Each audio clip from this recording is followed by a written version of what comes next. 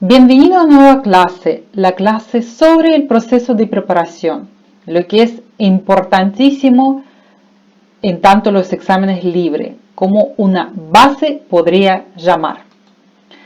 ¿Qué es lo que es examen libre en términos generales? Es un proyecto, es como cualquier otro proyecto que nosotros tenemos durante toda nuestra vida. A veces los proyectos son personales, otras veces son familiares, proyectos de los negocios. En este caso es un proyecto para exámenes libres, para prepararse, para poder rendir en forma exitosa y para poder lograr el objetivo. Por lo tanto, es todo un proyecto. El proyecto que evidentemente desde el inicio tiene que tener una evaluación. Tenemos que investigar, tenemos que prepararnos, tenemos que tener todos los puntos listos para poder avanzar un paso a la vez y lograr nuestro objetivo, lo que es la rendición, obtención de las notas y proseguir con el curso, con otro nivel del estudio o por otros motivos que cada uno puede tener, depende de sus intenciones, ¿no? Y evidentemente después de evaluar si somos capaces, si podemos hacer, pasaremos a lo que es la parte de la preparación misma. El proceso de preparación y evaluación de proyectos responde a una serie de pasos, como lo ha dicho, un paso a la vez, que deben darse en la elaboración de un proyecto. Estos responden a un estudio o la investigación, como lo ha dicho, previo de las ventajas y desventajas asociadas a su implementación. El examen libre es podría llamar casi como un deporte extremo. ¿Por qué? Vamos a ver por qué. Porque nosotros lo que hacemos es prepararnos para un comprimido examen después de todo un año completo de estudio o la educación tradicional. En otras palabras, los niños que estudian en un colegio, en una escuela tradicional, tienen tiempo durante todo un año escolar, que normalmente son como 10 meses, para poder prepararse y tener evaluaciones durante semanas. Hay evaluaciones que son trimestrales, semestrales, y así se preparan, digamos, para poder rendir exámenes del fin del año que no parecen tan difíciles. En caso del homeschooling, preparación para exámenes libres es diferente. ¿Por qué? Porque en muchas ocasiones los niños no van a la escuela y no tienen esa posibilidad de preguntar a la profesora, de consultar a sus compañeros, de rendir los exámenes o test o pruebas, digamos, que son de plazos cortos de semana, trimestre, semestre, para ver en qué se equivocan, cuál parte tienen que reforzar, etc. Si no, tienen que estudiar por su cuenta, en forma autodidacta, todo el material completo del año, completo de la educación tradicional, para poder rendir en unos días, en una semana, en un solo examen. Por lo tanto, un año completo de la educación tradicional es comprimido en forma extrema en un solo examen. No tienen pruebas, no tienen evaluaciones por profesora, tienen solamente una única oportunidad, un solo examen, en cual, que es también muy importante destacarlo, cada punto es una nota final. O sea, cada punto que saca en este examen es una nota final. Y evidentemente, lo que es un examen, un punto, una nota, se transforma en una ansiedad. Entonces, antes de proseguir, antes de investigar, antes de hacer otros pasos, lo que tenemos que evaluar es el estado del niño o de la niña que va a prepararse para examen libre. O sea, para poder evitar esta ansiedad. Para que el niño o niña sepa manejar tanto durante la preparación como durante la misma rendición de este examen. Ya que es un extremo, ¿no? Es una situación extremadamente difícil, extremadamente complicada y compleja también.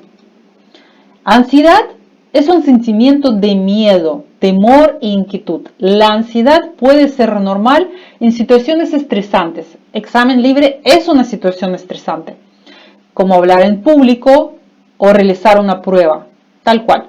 La ansiedad es solo un indicador de una enfermedad subyacente cuando los sentimientos se vuelven excesivos en todo el momento e interfieren con la vida cotidiana.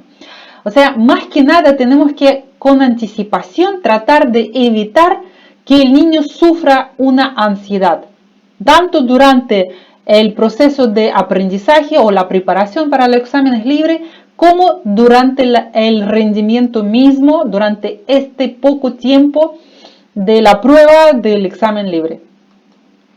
Todo el mundo experimenta sentimientos de ansiedad, de vez en cuando. La ansiedad puede describirse como un sentimiento de inquietud, del nerviosismo, de preocupación, temor, pánico por lo que está a punto de ocurrir o puede ocurrir. Mientras que el miedo es la emoción que sentimos en presencia de una amenaza, la ansiedad es una sensación de un peligro, un problema o amenaza que está por suceder. En otras palabras, el niño, por anticipación de que puede tener el examen libre, ya puede experimentar la ansiedad.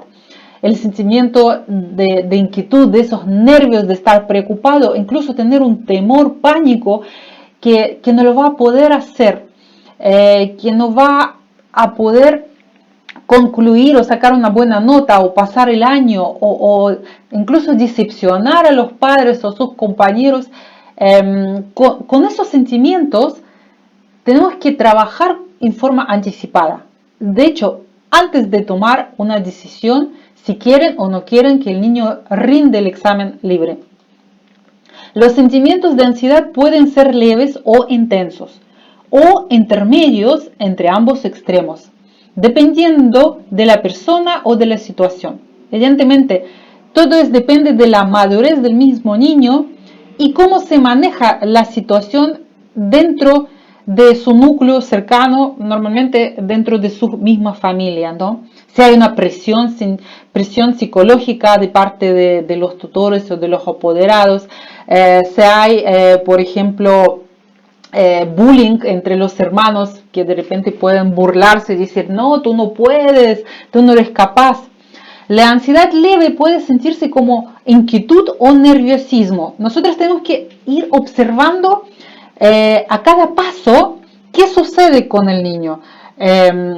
Antes de comentar, antes de proponer la idea de exámenes libres, durante la investigación, durante la toma de decisión y evidentemente después todo un camino de preparación y lo más importante, el tiempo de la rendición del mismo examen. La ansiedad más intensa puede sentirse como miedo, terror o pánico.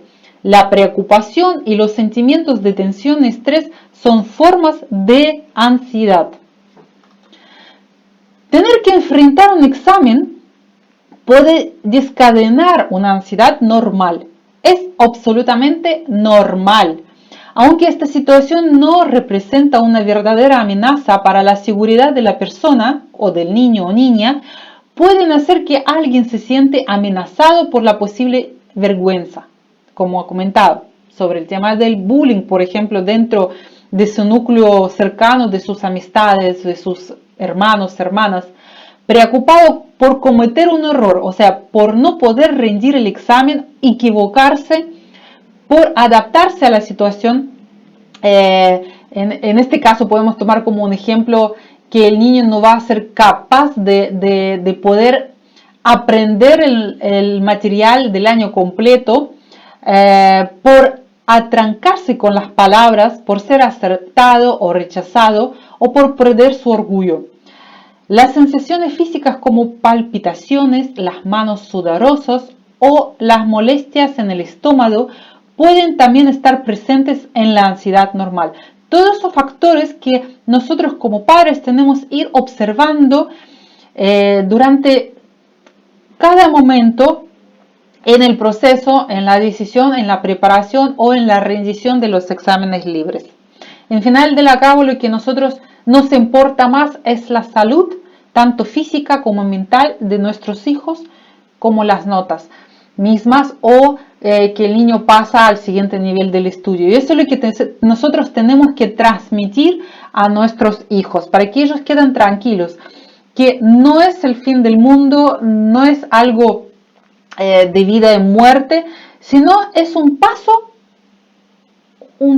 más, digamos, en nuestra vida, en este caso en su educación. Y también así nosotros podemos ayudar para que los niños se maduran para otras decisiones o otras ocasiones que van a experimentar durante toda su vida, ¿no? Porque la educación básica y media es su primer paso y después sigue toda una vida en cual van a tener que enfrentar las situaciones en toma de las decisiones, en investigaciones, en preparaciones, en rendiciones de diferentes tipos de situaciones. ¿Cómo se maneja la ansiedad? Evidentemente tienen que dormir lo suficiente, comer alimentos saludables, mantener un horario diario regular, salir de la casa todos los días, que sea unos 15 minutos, media hora, caminar, sacar a pasear su perro, pero salir de cuatro paredes.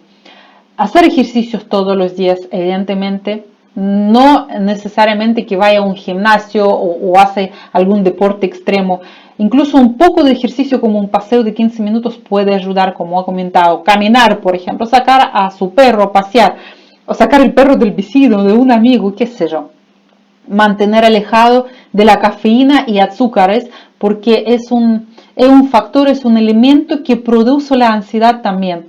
Hablar con familiares o amigos cuando se siente nervioso o asustado, o con las personas que tenga mayor confianza. No presionar, nunca presionar, porque también depende de cada niño, de personalidad de cada uno, ¿no? Porque hay algunos que tienen más confianza con amigos que con sus mismos familiares, otros al revés, tienen más confianza, no sé, con sus propios hermanos, hermanas, y no confían tanto a sus padres, en tanto de transmitir sus sentimientos, lo que sienten, porque hay también diferentes tipos de confianza en la vida. En tanto respiración, por ejemplo, los médicos recomiendan una respiración abdominal de 20 a 30 minutos por día que reduce la ansiedad y el estrés. Hay muchísimas técnicas de respiración que te pueden ayudar a superar el tema del pánico, del miedo, de la ansiedad, que se puede investigar a través de buscadores como Google, por ejemplo, ir a estudiar, ver cómo se puede ayudar al niño, porque puede ser que el niño dice, ya lo superé la ansiedad, no tengo miedo de enfrentar, yo puedo estudiar el material de todo un año, yo puedo ir a rendir los exámenes, yo soy capaz, y él se mentaliza, digamos, y cree en su propia fuerza que él puede hacer, pero aún así puede llegar un momento que la ansiedad supera, y ahí es donde él debe saber las técnicas de respiraciones que ayudan a reducir la ansiedad y el estrés. ¿Qué tenemos que hacer como primer paso en la primera instancia? Evidentemente, conversación, porque todos nuestros problemas, inquietudes, desconfianzas en nuestra fuerza, nuestras capacidades, se puede resolver a través de las conversaciones con las personas que el niño tenga más confianza. Eso es importante porque muchas veces nosotros pensamos, nosotros vamos a conversar, lo sentamos del frente y vamos a estrujar todo lo que él siente, todo lo que él piensa, y muchas veces el niño no tiene tanta confianza con nosotros, ¿no? Si no tiene con otras personas. Entonces, podemos triangular esta conversación a través de estas personas de confianza. Pedir un favor para que los conversen, para que lo tranquilizan, para que lo ayudan, para que lo hacen sentir que el niño o niña no está solo y que ellos sí pueden enfrentar este desafío y cumplir este proyecto, llegar hasta el final. Después pasaremos a lo que es toma la decisión. ¿Por qué? Porque no es solamente depende de nosotros, que nosotros queremos que el niño hace el examen libre, no porque pasa a ser obligación, que también es una presión y también se puede provocar el mismo estrés y ansiedad, sino para que tomamos la decisión conjuntamente con el niño o niña. O sea, si el niño se siente capaz, si el niño o niña quieren hacerlo. Eso es importante, que el niño quiere hacer ese examen, quiere hacer este desafío. Como lo dice, hagamos un challenger en forma de juego, por ejemplo. Hagamos un challenger, a ver si tú puedes cumplir, y pasamos a lo que es parte del desafío. El niño dice, sí, vamos, y aquí vamos todos juntos, en equipo.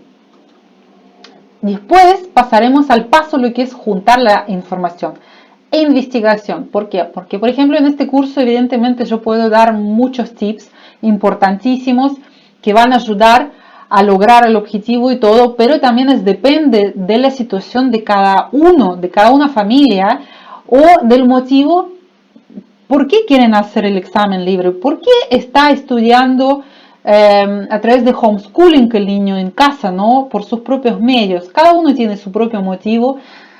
Por lo tanto, en base de eso se junta la información. También depende del país en que reside o a dónde va a hacer el examen libre para poder certificarse y acreditarse. Por lo tanto, no se puede hacer tan personalizada este curso, sino más bien en forma global, y después de eso tener como una tarea, podría decir, investigar por sus propios medios y ajustar a su propia necesidad. Y posteriormente ya pasar a lo que es la parte de la inscripción.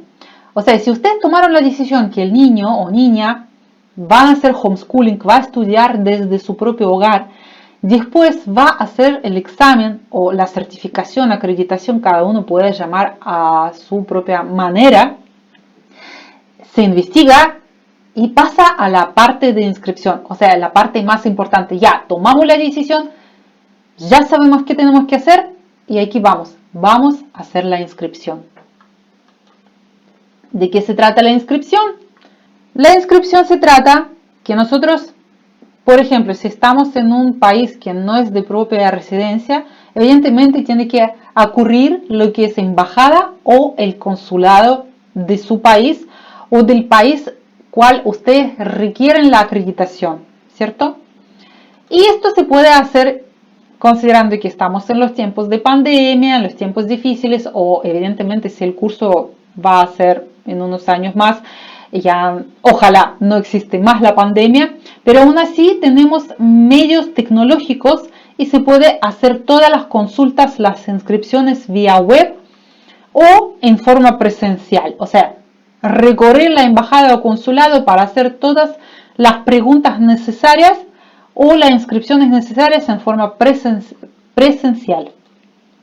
Y en caso si la persona, el niño o niña, se encuentran en su país de residencia, evidentemente tienen que ir y hacer las mismas preguntas a través del Ministerio de Educación de cada país.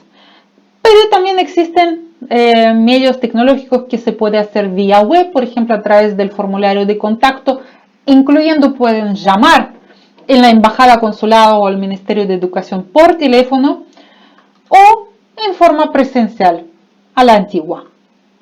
Lo importante es que los menores de edad deberán ser inscritos por su apoderado o tutor legal, quienes serán responsables de la veración de la documentación entregada o enviada como antecedentes fundantes de la solicitud. En otras palabras, por ejemplo, un amigo, un vecino o hermano o quien sea, no puede hacer la inscripción, sino tiene que ser sí o sí el apoderado o tutor legal. Para eso tiene que tener siempre un respaldo documental.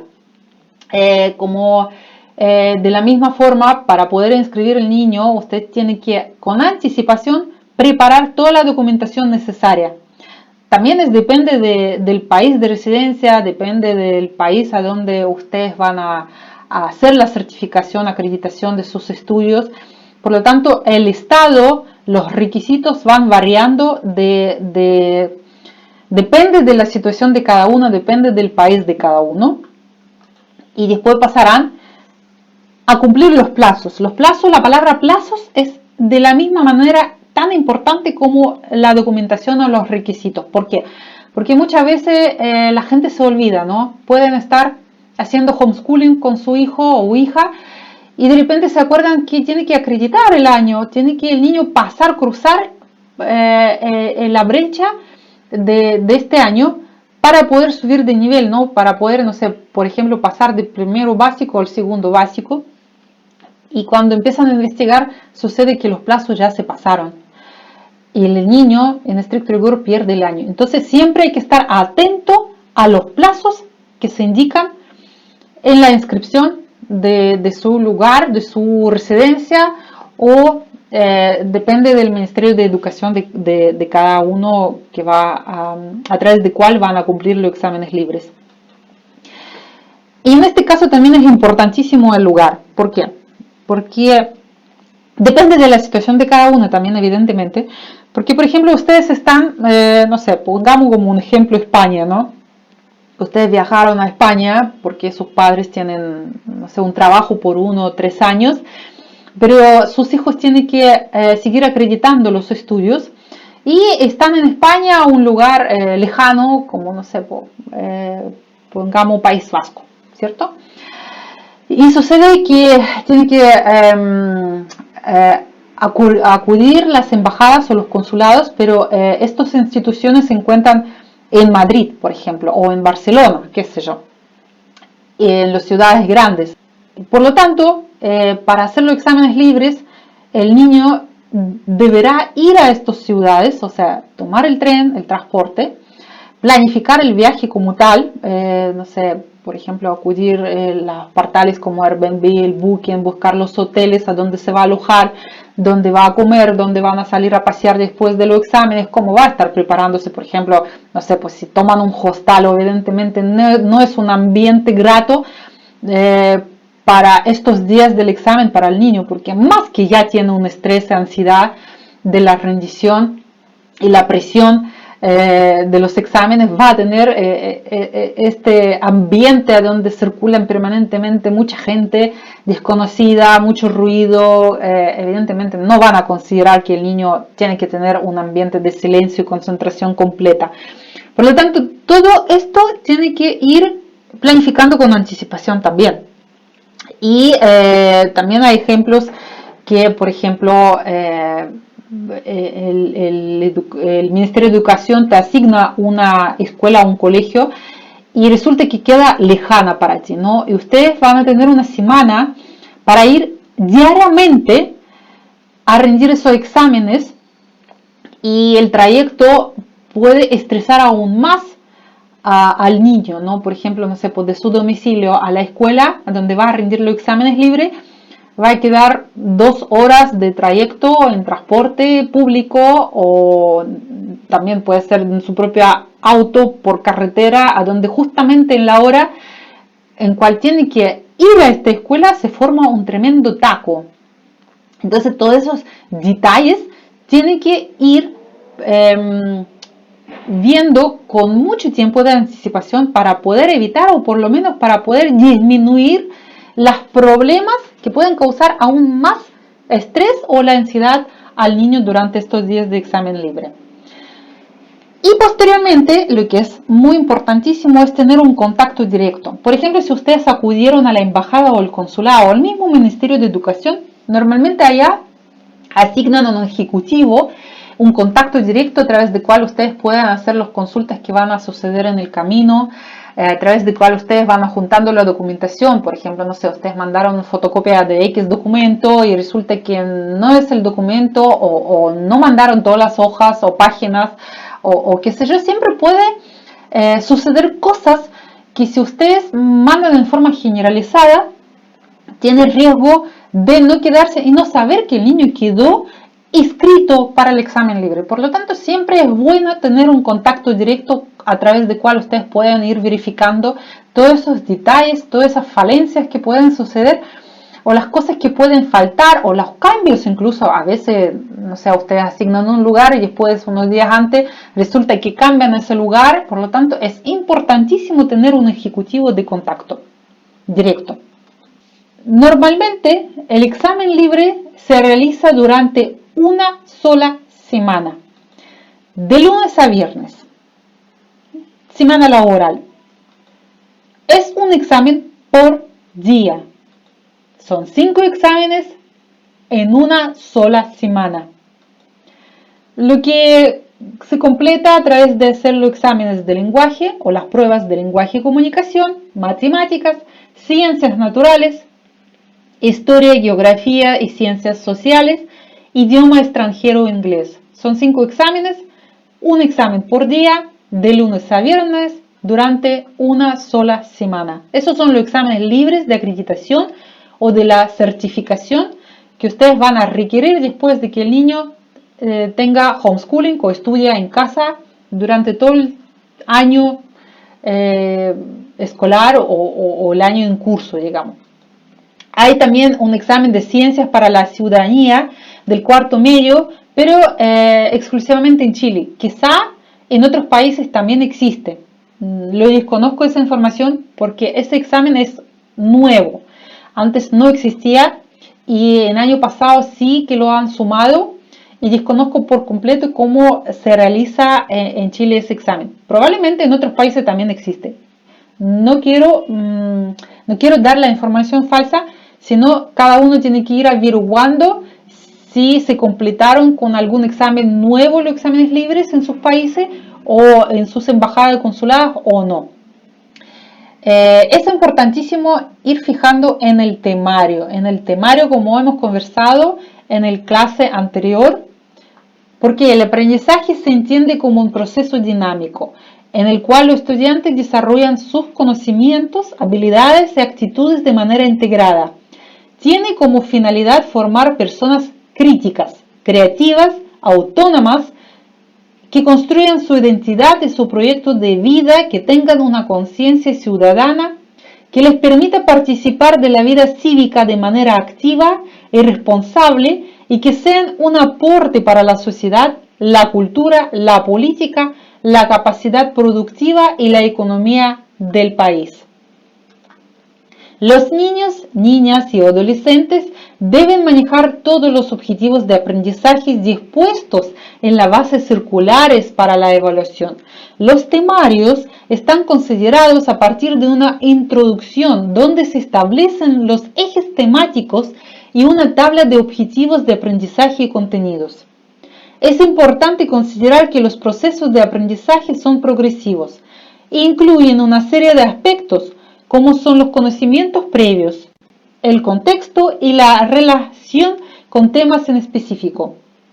Por eso hemos seleccionado los objetivos de aprendizaje más importantes para que ustedes puedan lograr el óptimo para aprobar.